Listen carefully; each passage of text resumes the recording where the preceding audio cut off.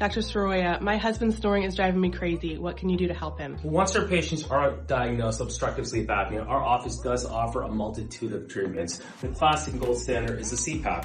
Now, CPAPs are much less invasive than they used to be. We have our traditional full face mask like this, but we have some that are much less invasive and cover your entire face. They're much more comfortable, so we're able to fit our patients with something that's more comfortable.